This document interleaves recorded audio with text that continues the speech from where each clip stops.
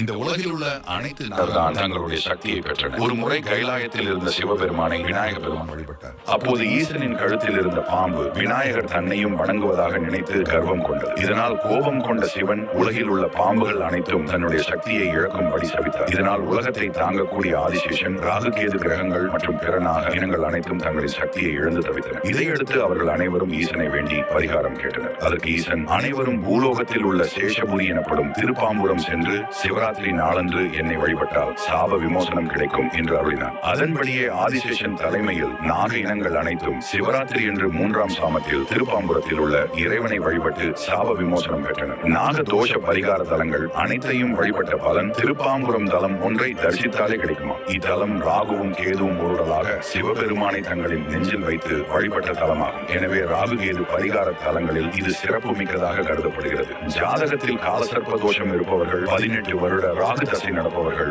7 வருட கேது தசை நடப்பவர்கள், ஜாதகத்தில் லக்னத்துக்கு 2இல் ராகுவோ அல்லது கேதுவோ இருப்பவர்கள், ராகு புத்தி அல்லது கேது புத்தி நடப்பவர்கள், களத்திர தோஷம், உத்திர தோஷம், திருமண தடை இருப்பவர்கள், கனவில் அடிக்கடி பாம்பு வருதல் போன்றவற்றால் பாதிக்கப்பட்டவர்கள் இந்த கோவிலுக்கு வந்து ஆதிசேஷ தீர்த்தத்தில் நீராடி பரிகாரங்களை செய்து தோஷ நிவர்த்தி தரலாம். சில ராகு கேது தோஷங்கள் நீங்க கல்லாலான நாக வடிவங்களை இந்த கோவிலில் உள்ள வன்னி மரத்தின் அடியில் பிரதிஷ்டை செய்தும் வழிபடுகிறார்கள். நீங்க இந்த திருவாம்பரம் கோவில் பத்தி கேள்விப்பட்டிருக்கீங்களா? கமெண்ட்ல சொல்லுங்க.